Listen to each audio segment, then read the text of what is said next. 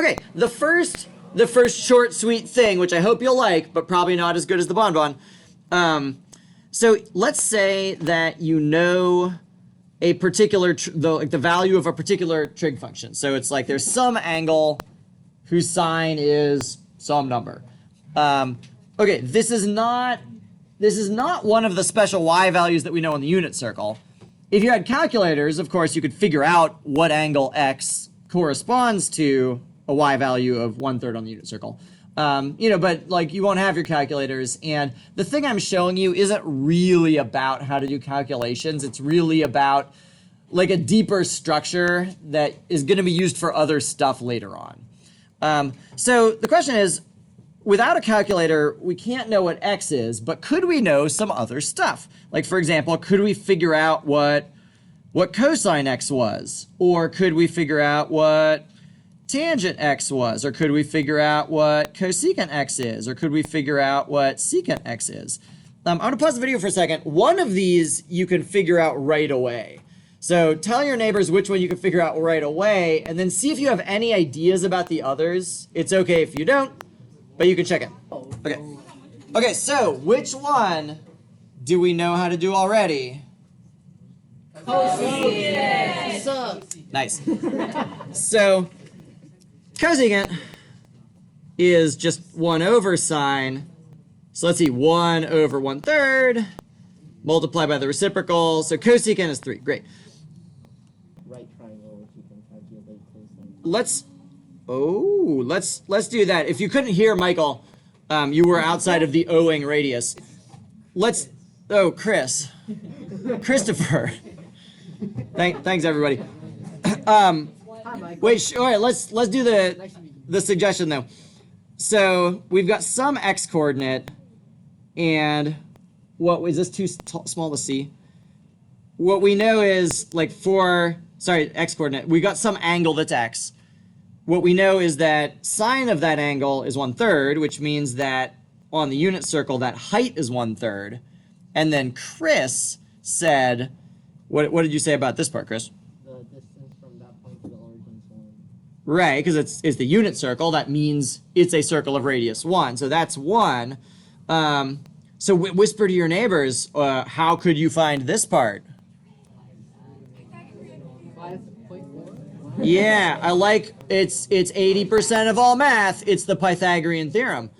Let's do it. I'm going to label this part question mark.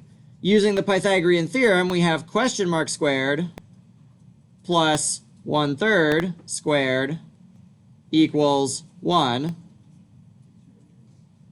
Do we like that? Yeah.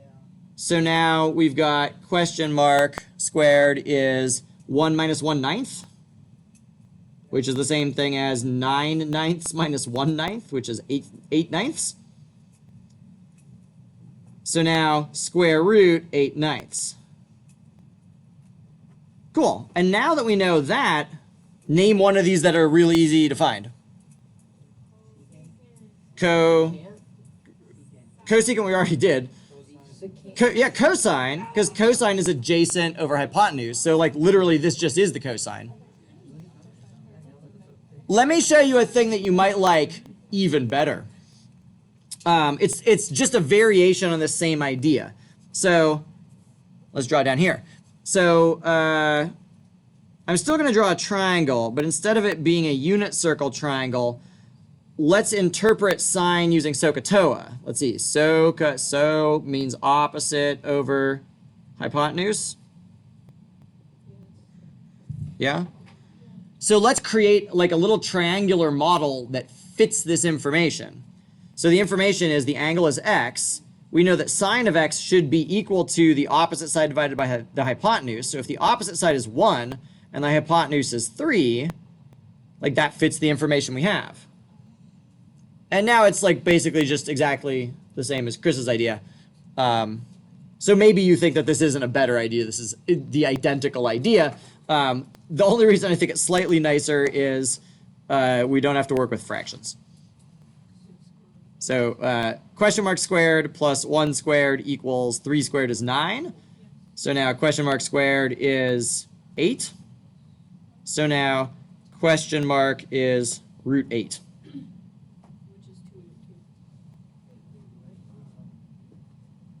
Yes. Yeah. And you might be wondering, wait, so the reason I paused is because I was wondering this. Wait, how come the answer here is 8 and the answer here is, how come the answer here is root 8 and the answer here is root 8 over 9? It's just that same side of the triangle, right? I really did it. Right. It's a different triangle. In particular, this triangle is larger. No way. So even though this number is different, the side length ratios are going to end up being the same. Okay, so let's solve this the rest of the way. So cosine x, I know, is adjacent over hypotenuse, so root 8 over 3. Tangent x is, well, let's see, I've got 1/3 is sine divided by root 8 over 3 is cosine, so that's 1 over root 8. Secant, whisper your neighbors, what is secant? Yeah, so it's 1 divided by cosine, so 1 over root 8 over 3 is 3 over root 8. And now you can draw your little dude of joy.